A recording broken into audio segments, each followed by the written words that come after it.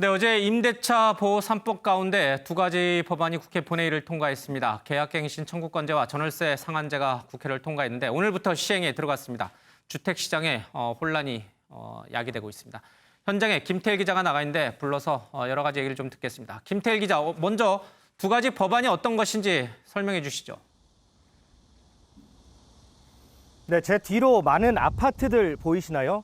어제 국회가요, 이 서민 주거 안정을 목적으로 말씀하신 대로 임대차 3법 중 2개 법안을 통과시켰습니다.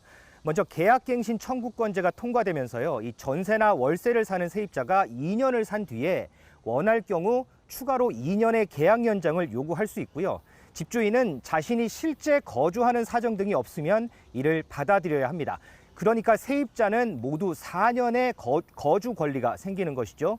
그리고 이렇게 계약을 연장할 때 임대료는 직전 계약액의 5%를 초과해서 인상할 수 없도록 하는 전월세 상한제도 통과가 됐습니다.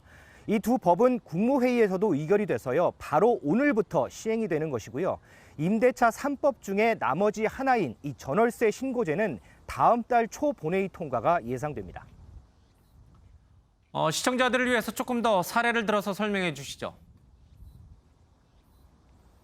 네, 제가 다음 달에 2년의 전세 계약이 끝나는데요. 이 보증금 5억 원의 전세 계약을 했습니다.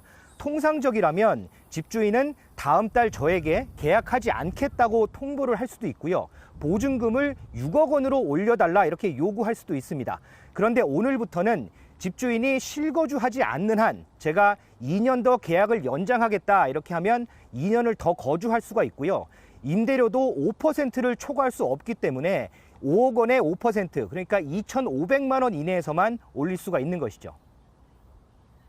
2년마다 떠돌이 생활을 해왔던 전세 세입자 입장에서는 환영할 만하긴 합니다만 집주인 입장에서 보면 4년 동안 전세금을 올려받지 못하기 때문에 여러 가지 불편이 있을 것 같습니다. 어떤 입장입니까? 그렇습니다. 일단 임대인, 그러니까 이 집주인 입장에서는 사유재산권 침해라는 반발이 나오고 있습니다.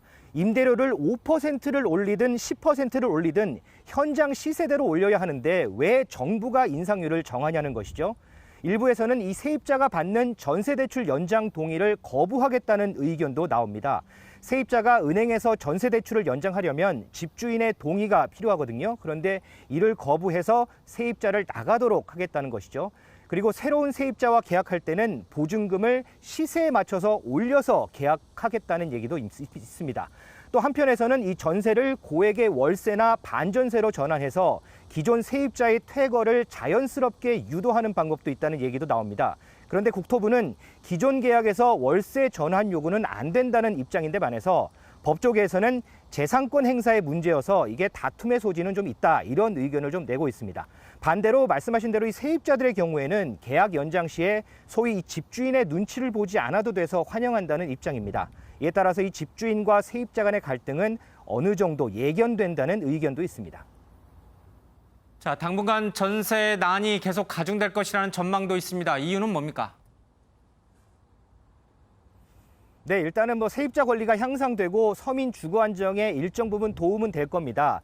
하지만 장기적으로는 세입자의 주거비 부담이 높아질 것이라는 의견도 있는데요. 이 집주인들이 4년 인상분을 한꺼번에 반영을 하거나 아예 전세를 주지 않고 집을 비워둘 가능성도 제기되고 있기 때문이죠. 쉽게 얘기해서 전세 대란, 전월세 폭등의 계기가 될 거란 우려도 나옵니다.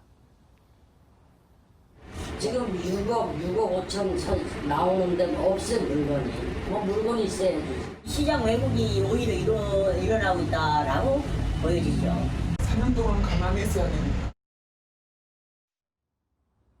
네, 실제로 임대차법 통과를 앞두고요, 이 서울의 아파트 전셋값은 57주 연속 상승을 했습니다.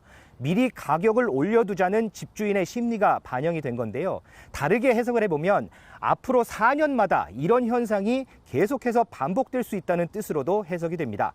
때문에 이런 부작용을 최소화할 후속 대책을 논의해야 한다는 목소리가 나오고 있습니다. 지금까지 현장에서 전해드렸습니다.